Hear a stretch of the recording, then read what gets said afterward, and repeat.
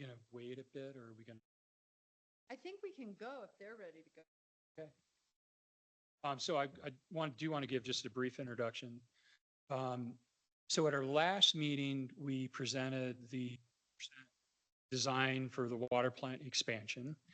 And as a part of that report, in my staff report, I gave a historical account from the 60s forward to the various improvements that have been done to the water plant. I didn't necessarily present sewer improvements, but those have been done as well, lift station improvements, sewer main improvements, so on and so forth. And so obviously all of those improvements over time cost money for both water and sewer, and not just operating, but also capital. And so how we pay, so with water and sewer are enterprise funds, and how we pay for that are through fees. So every 5 years, we typically do an RFP for an engineering firm to do a utility rate study for us. And so this year we hired AE2S. This is Ryan Graff.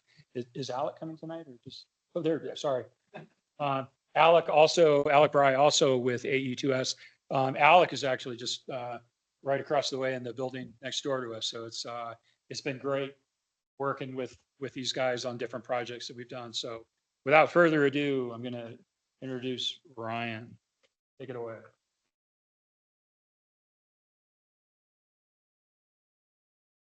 I guess is presentation loaded there or show up? Here. Up there, Adrian's got it. If you want to control it. Okay.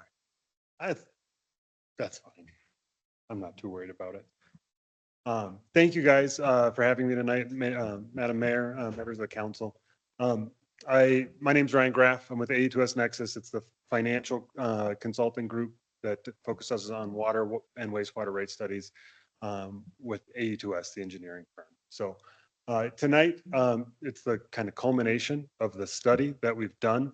Had a nice time working with Scott over the last, it probably took about 10 months as we were helping to work through some, as we learned about the system, gathered the information on the system and kind of helped really understand how you guys use water here and kind of the needs of the system over the next 5 to 10 years.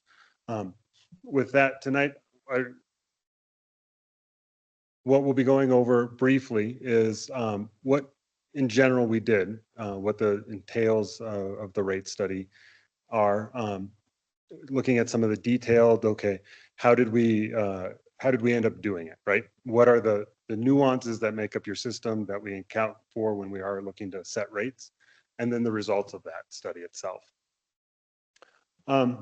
Overall, what we were, the goals there are ensuring fairness and equitability among your rates, but really, and wanted to make sure that we did set up a long-term financial model for you, the city, that could really help take into account the needs that you do have on a capital side, the potential for redevelopment of the town core, those types of issues to help you guys understand, okay, how do we fund the system in a way that we can make sure that the ratepayers are paying their fair share, but not necessarily any more than their fair share at the same time, right? But also making sure that the money is there so that when the bills come due for whether it's the wastewater expansion or the water treatment plant, the city will be able to handle those responsibly.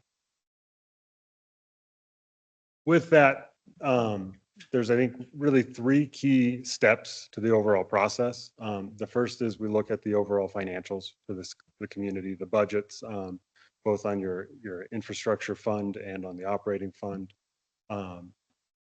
The capital improvements that are needed, how much are those going to cost? And we've worked with Scott to program those out over a 5-year in a detailed fashion, but then also looking out 10 years with the system as well. And then what we end up doing is looking at aligning those financial and those technical, and we do that through kind of the rate design process itself, helping to make sure that how the rates are structured really helps you achieve the goals of sustainability within the finances of the utilities as well. So baseline financial assumptions on the operation side, and I'm going to kind of go fairly high level on these. If at any point you have questions on what we did or anything, you can stop me halfway through. We don't need to wait till the end. It doesn't bother me. But the water budget on the operation side, not counting the capital, was about 840,000. On the sewer side, it was a little bit more at about $1 million. Much of the sewer side, as you well know, is driven by your wholesale costs to the JSA.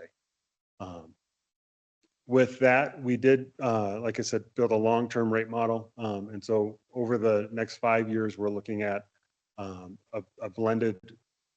And so the different line items we do when we look at the budget, we escalate at different rates. But overall, looking at about a 3.7% increase, accounting mainly for the chemicals and electricity at the plant. And then on the sewer side, looking at a 3% annually. This is, I had mentioned, we looked to incorporate the capital improvement plan. That's going to be really the biggest driver for cost within any utility is really the capital improvements that are needed to make sure that you can still deliver the water safely and cleanly to the residents. Here, we did include 2025 as kind of the baseline. But really through 2030, and I realized I didn't put it in there, but it's at 15.8 million or just about. That does include the costs of the water plant expansion throughout that same time period. And how we, just so you know, how we do look to incorporate this on the financial side, some of those larger costs we do anticipate debt service for. So we're not cash funding all of these upfront. That would, generally speaking, when you have, especially with the plant improvements, when you cash fund it, that generally puts too big of a burden on the ratepayers. And so you have to take some sort of financing to be able to kind of spread those costs over a little bit longer time. The flip side, when you do that with financing, that actually helps kind of spread the cost so that, you know, say 5 years after you built the plant, people that they move in and out of town all the time. And so it really does help you also to align the idea that people who are using the plant at the time are actually actively paying for the infrastructure itself, and it's not on past residents. On the sewer side, there's fewer costs. In total, it's just under about 4 million across that time period. The kind of tricky thing with that, though, is we are anticipating towards the end and that 2030 starting the process for the JSA kind of reevaluation and expansion. And so when we do look, the rate model itself goes out 10 years. And so when we're incorporating those costs, we actually do have larger costs kind of starting in 2031, just to make sure that we are accounting for that as we look to make sure that the rates can fund those into the future.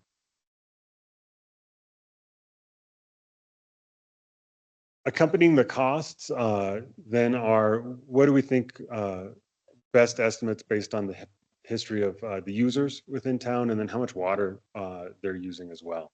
And so those are really the two revenue centers. I think when you think about the utility, you charge for the gallon on the water side, and then generally for the account too. And so that we look to model those across the time frame as well. Here we do have are including the redevelopment of town core as we look to project what the user base to spread those costs over. And so we're anticipating about 200 EQRs in 2028 and 2029 coming each year as that would kind of come to fruition. On the flow side, we worked to really, I think, kind of nail down an average year flow. In good years, kind of not super wet, not super dry, you have about 80 million gallons in water that you sell, and that would be used then to charge on the volumetric side.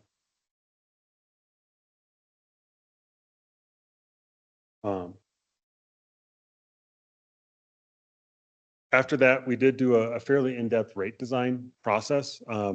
What that does is we ended up looking at including a cost of service analysis to kind of start off the rate design process. It allowed us to really analyze how each of the different user classes were using water within the system, and to be able to kind of fine tune, are your rates set in a way that can effectively communicate really the demands that are placed on the system, but then also recoup revenue in a fair manner. I know you did switch to the EQR. I think it was about 5 years ago now. And overall, I think the EQR really did help kind of normalize the equitability between the commercial and residential user classes. So people were paying, as the EQR scaled, they really were paying in accordance with that. What we did kind of settle on though is on the volumetric rate, looking at how water conservation would actually be messaged. A two-tier structure is our recommendation, both on how people use water, but then how they you can better align that tier structure with encouraging conservation at the same time. On the fixed rate, what we are also recommending is including both a capital and an O&M charge. So on the water side, your fixed charge really covered capital infrastructure.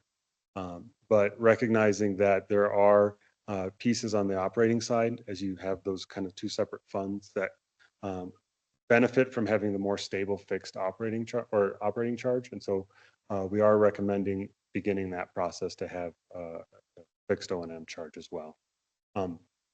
Kind of conversely, on the sewer side, you had most of the costs were really labeled as kind of an O&M cost on the sewer for the fixed unit.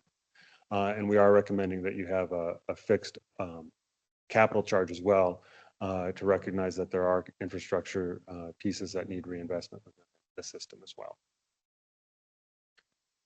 So all of that being said, I think this is on the rate side, this is the results that we would look to. On the water side, having that capital rate rounded to about $24 a month for EQR, an O&M rate of $6 per month, and then switching the tiers so that you have a little bit larger of that first tier. And then the second tier is anything over 10,000 gallons. And you see kind of the spread between the first tier and the second tier also increasing, so that really to kind of recognize that when you start getting on a per EQR basis above that 10,000 gallons, that's putting a lot of demand on the system itself. And that's really kind of the peak capacity that you see a lot of times in the summer.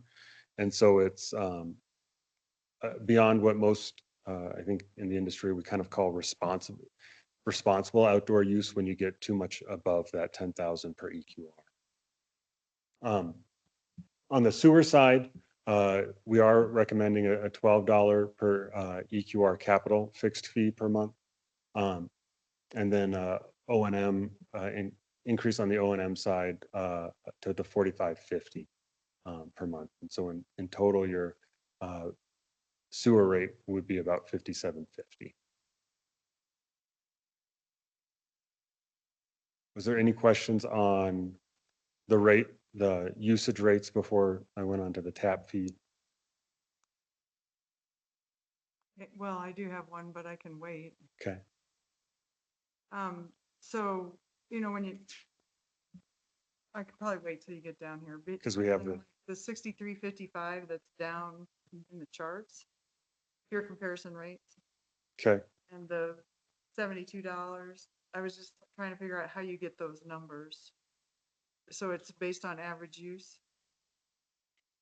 Did you see there's a total under sewer, but of course there's not a total under water because it's based on 6,000 gallons a month. Oh, what is it? 6,000? 6,000 gallons. Yeah. For most average water use, most people use under 6,000 gallons per month. Okay. A lot of times it's even less than that, from a 4,000 to 5,000 gallons per month. And generally that's, so like, maybe to add a little bit more detail, that's about where the 10,000 per EQR comes in. You have about 5 to 6,000 is usually kind of industry standard for indoor water use. And so it does even include in that 10,000 gallons, some responsible outdoor water use.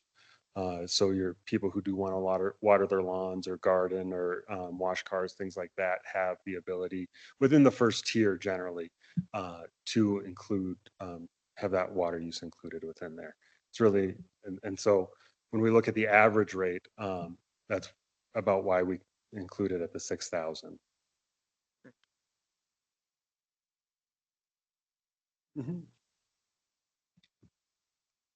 On the tap fees, we also included tap fees within the modeling itself. Tap fees, and just without knowing everybody's background, generally they're a tool for to make sure that growth pays for the costs associated with growth.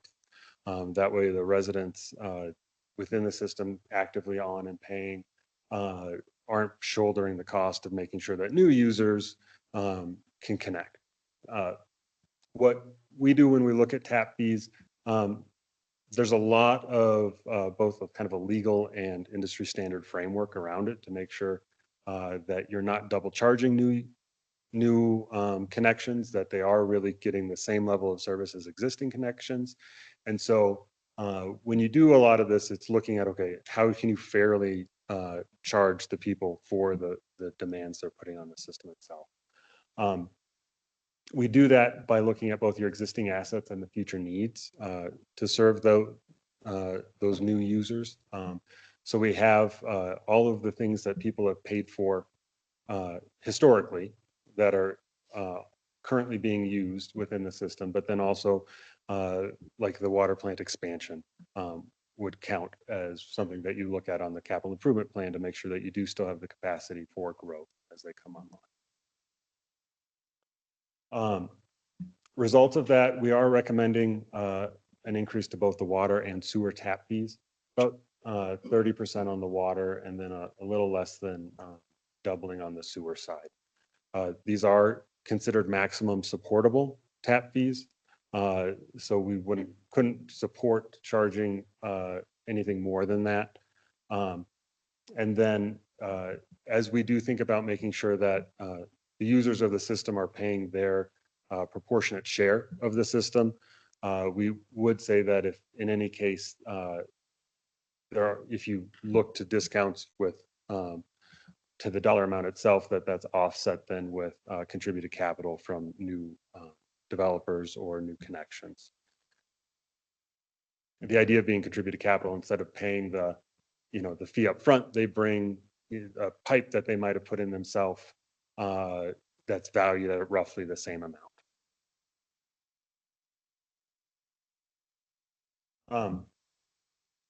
With that, we did have also peer comparisons there for on the rate side and on the tap fee side. These are projected to include the increases for your peer communities into 2026 too. Those vary. I think we didn't have it for everybody, but I think they vary between 3 and 10%. I think on one of them, wasn't it, Nathan? Well, and Ryan, they're still, those communities are also still in the same process, right? And we don't know if those numbers are for the other communities, whether they're exactly right or not. Right. And so they are estimates for the other communities at that point. But these would be where you would fall in line with the recommended, the current in 2025, and then the recommended for 2026. On the tap fee side, we do have the proposed rates there at the top of those tables as well for both the water and sewer utilities.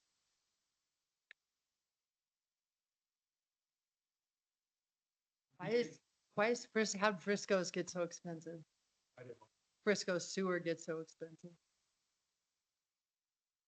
Can't answer that. We did get some intel on what increases in rates were looking like, but I don't think we got any intel on if they were going to adjust their tap fees or not. No, I didn't. Yeah, so these numbers may not be quite comparable. I think they're still in this process too. So those numbers for the other communities may change as well. I did want to point out on the other side that we were looking at is, one thing to consider is that, there's two types of treatment, processes. And so you have the surface, treatment, so Breckenridge, Dillon Valley, Dillon are surface treatment plants. The other communities like Frisco's blended, but Frisco and Silverthorne, are well water. There's a big difference in terms of, operating and capital for both of for those two processes. Is that why we cost more? Yes. And generally speaking, across all of our service area, you see surface water treatment plants. It's a lot of the regulatory burden that goes with treating it. But I think just thinking about the amount of things that can be in the source water at that point versus the groundwater. We do see though surface water treatment plants are generally higher across the region. So Do you know how much of Silverthorne's on well water? How much what? Of Silverthorne Is on 100%. All of it. Frisco is mostly wells. They do have a plant. I don't know what they're using. And I think they use it primarily for peaking. So they're trying to get most of their water from their well system. And then if demand is higher, say like because of irrigation, then they turn their surface water plant on to make the rest of the water that they need for demand. Thanks.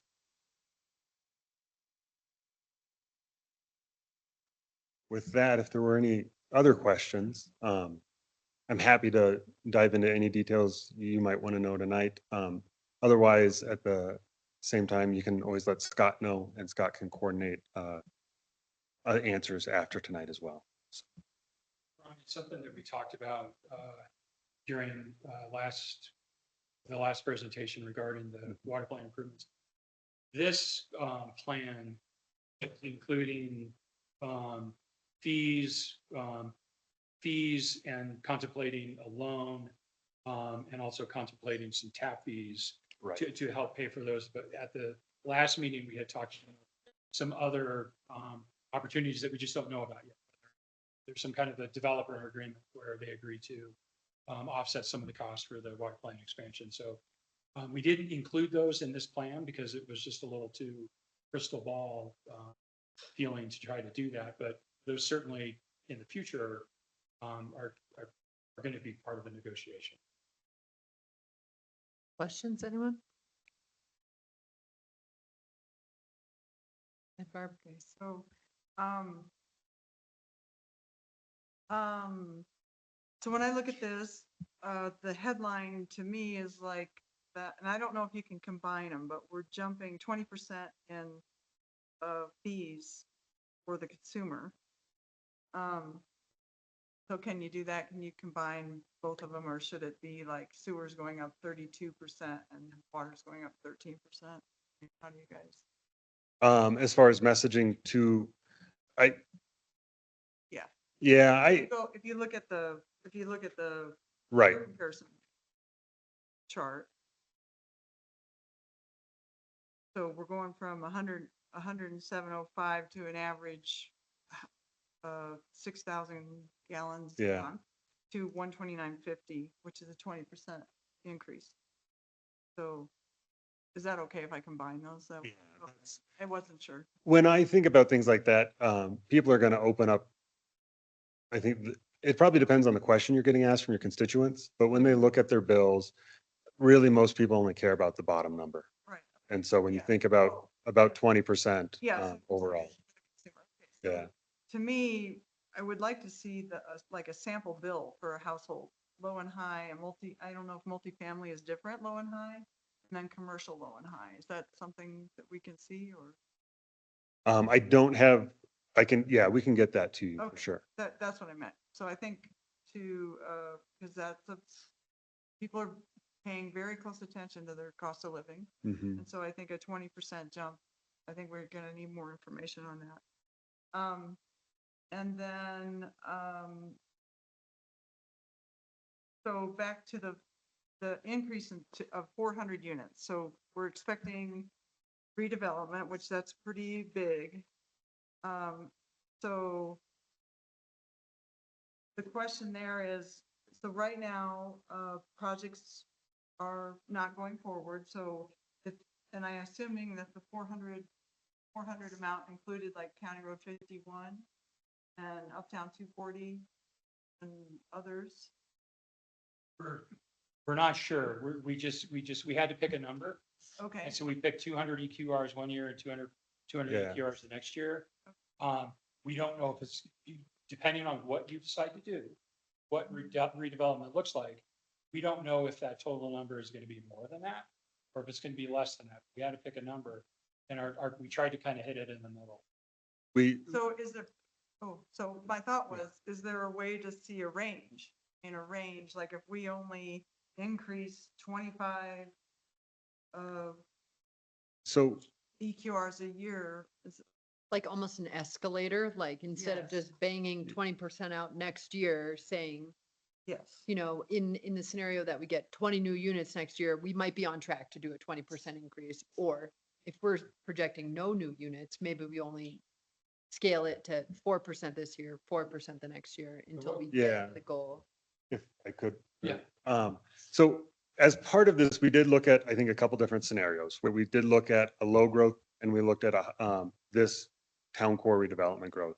I think, and Scott, maybe if my recollection differs from yours when we reviewed it, what we found is a lot of the costs for growth are going to be funded through the tap fee piece of it in how I've modeled it to date, right?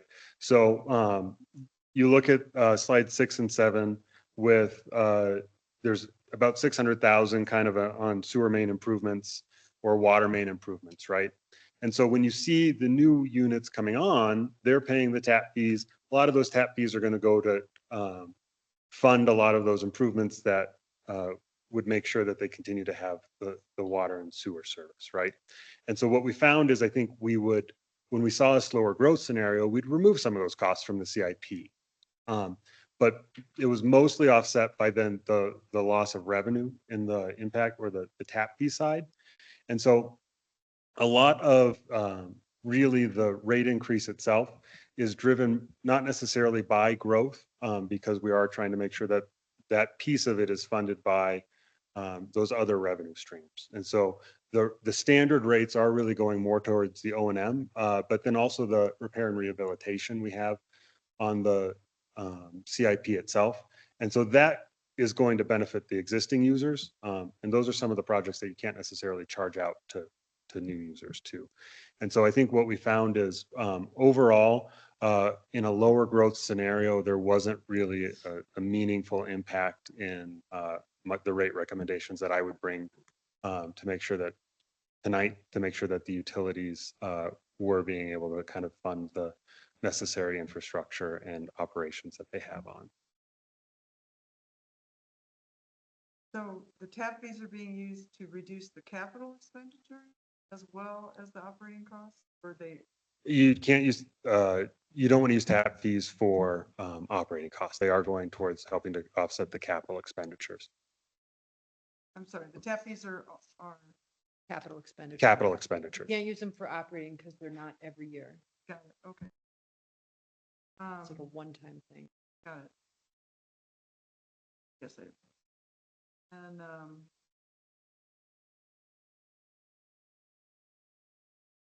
so that, my question, I guess, goes back to the 400 unit expansion.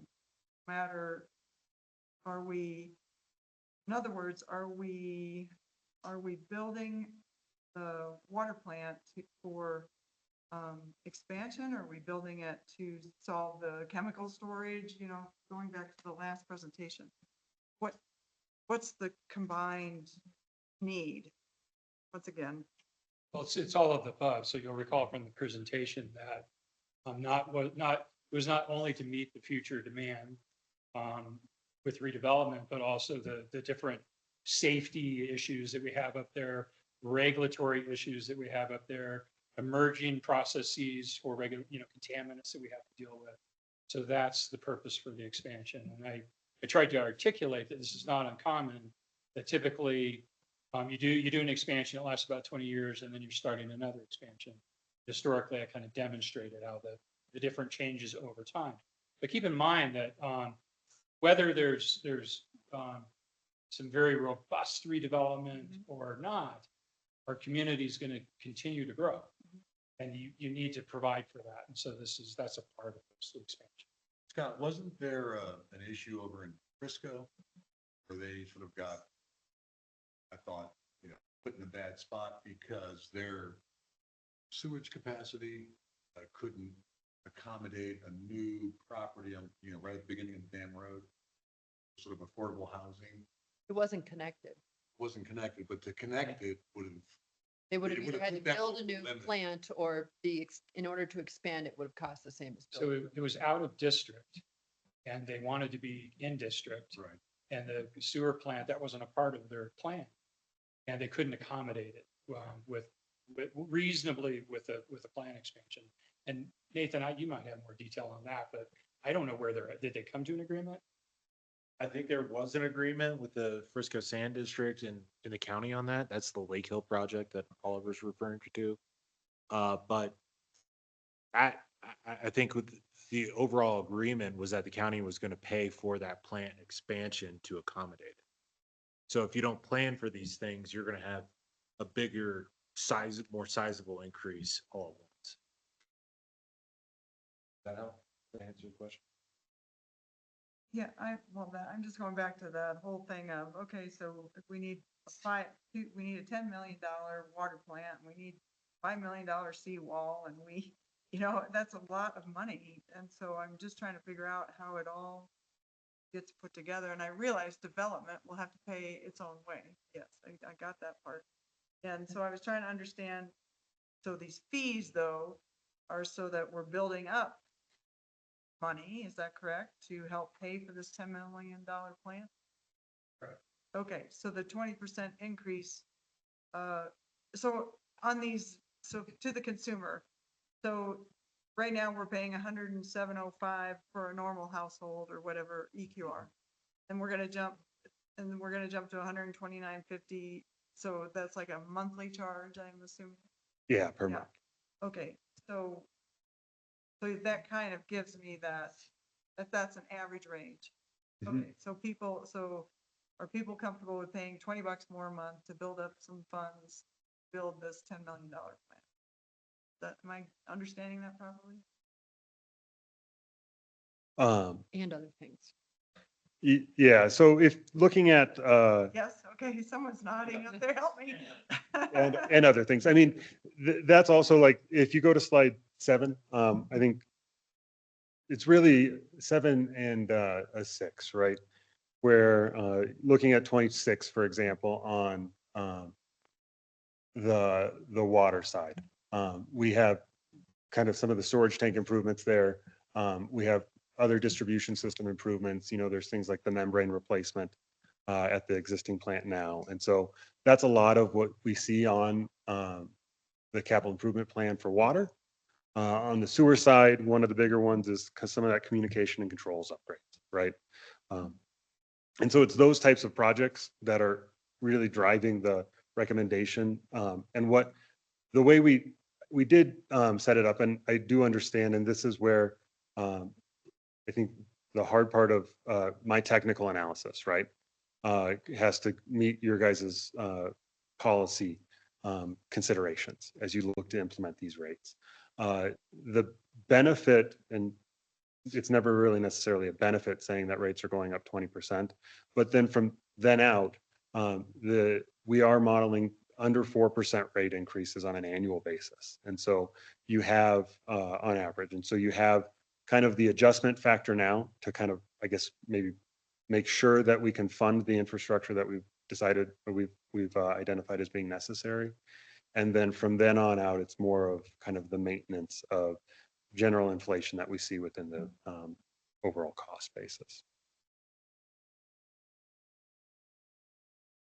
So long with the 20% next year, it's up to 4% every year after that also. Yeah, it would be about 4%, under 4%. On slide 10. That's kind of. Yeah. Sample bill, no, low and high, multifamily low and high, commercial low and high, so that people can plan. Mhm. And we do have, we make beer in Dillon, they're a large water use. So they have to plan for it as well. Said we have beer. We make beer in Dillon. So they are also- large water users. We also have to treat the end result of all that beer. So,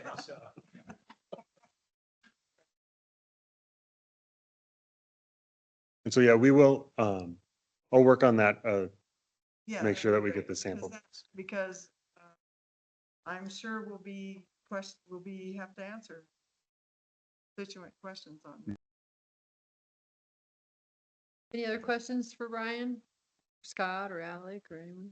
I did find it interesting, sort of maybe not as an answer to that question, but just the comparison to the other communities and the increases that they're seeing, especially in Breckenridge, which is, I think they said 10% or more.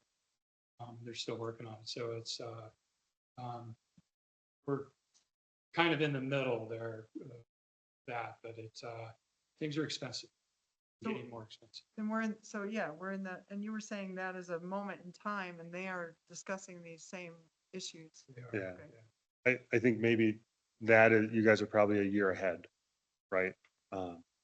But the nice thing is, while it's hard being a year ahead, it means you're not a year behind. Which usually makes them a little more expensive at that point. So, You know, in some ways it makes sense to me because over the last several years, we've seen these 20% jumps, whether it's salaries or whatever, insurance or whatever else. And this is just one more thing that's sort of a little late to the party to catch up to sort of the way everything took a big jump in the last few years. Well, the other thing that in the past 5 years, we didn't follow the recommended rate increases as closely as we should. And kind of, Jerry was really kind of evaluating those year to year. And quite honestly, I think in the end, it put us a little bit behind. So it's important that whatever the recommendations are, that we kind of stick with the plan. Commercial is not broken out from the other. It's all, everybody pays. yeah, because of the EQR, and I think this is one of the things we actually spent quite a bit of time on at the forefront, is just understanding how people are using water on a per account basis. But really that per EQR item you adopted does mean that it is pretty equitable between residential and commercial. But that's also, I think, one of the benefits of, as part of the rate increases, putting some of that on that O&M side for a per EQR on the water, because it does mean that because the large users who have a lot of EQRs, they often don't ever get into the second tier because the first tier is much bigger. And so by making sure that some of those costs are represented on a fixed basis, it actually helps equalize those the balance a little better too.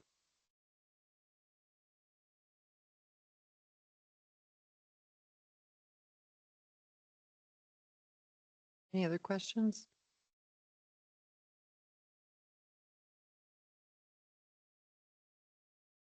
Great. Thanks for all your hard work on this, everyone. Thank you.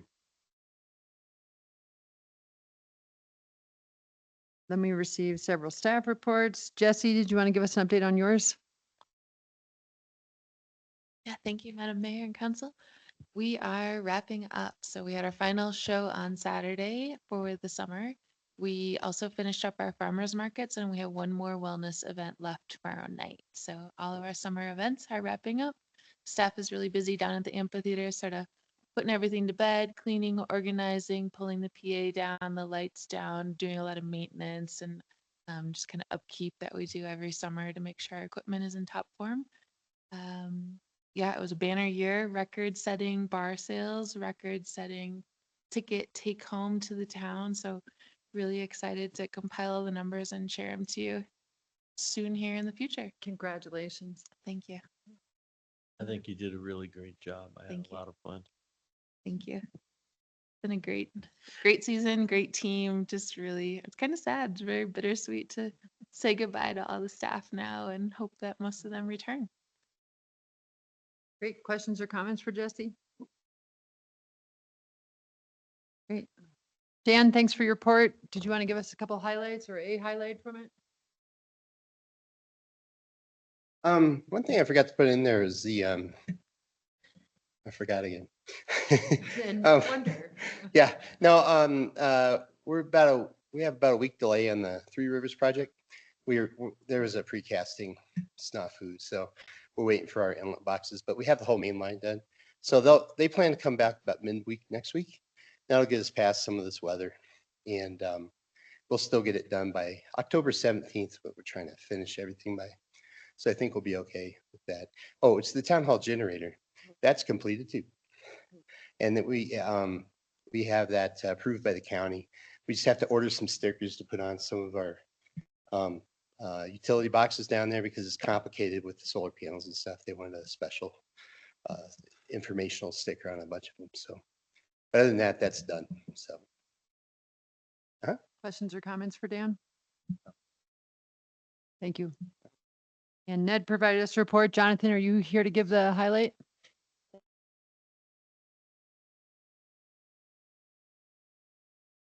Evening, Madam Mayor, Town Council. This month, the Planning and Zoning Commission discussed a resolution to potentially eliminate parking requirements for commercial uses in the core area. The Planning Commission was in consensus of this possible resolution.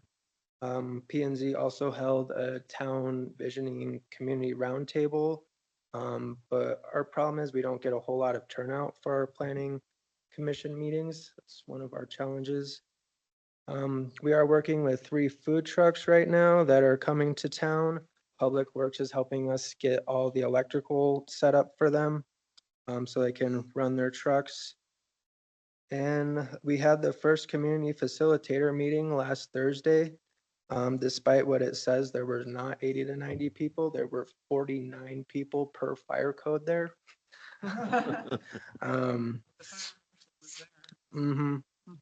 This meeting was all about listening. The community facilitator, Trace, wanted to get an understanding of the community's values. And everything, it was a big turnout and I think it went really well. So hopefully we can continue that. Questions or comments for Jonathan? Thank you. Craig, did you want to give us a little update about what you have going on this week?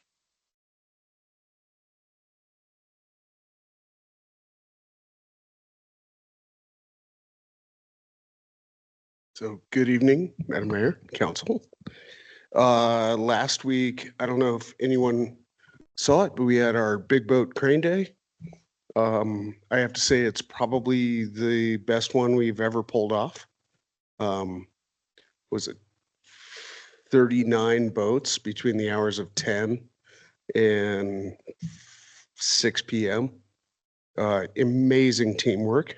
So feel very lucky to have that team and the way we pulled it off and split up and everyone did their job and it's kind of like a ballet, but pulled that off quite well.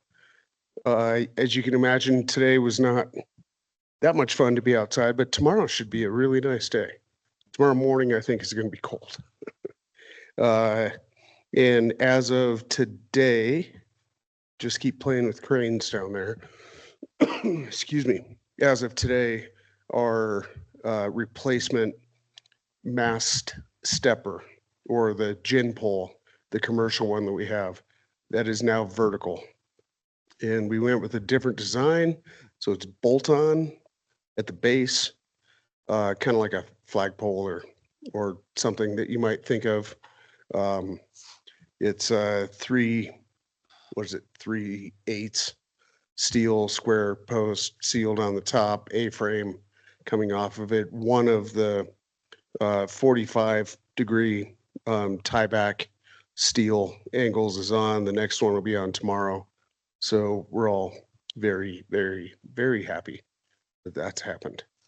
So How tall is that? roughly 58 feet. Yeah, which is our previous one was 50, which was challenging because we would have to work.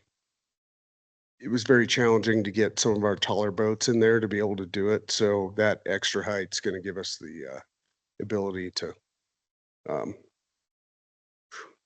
be able to do a lot more. So Great. Thanks, Craig. Questions or comments, anyone? Thank you. thank you. Council member comments and committee reports?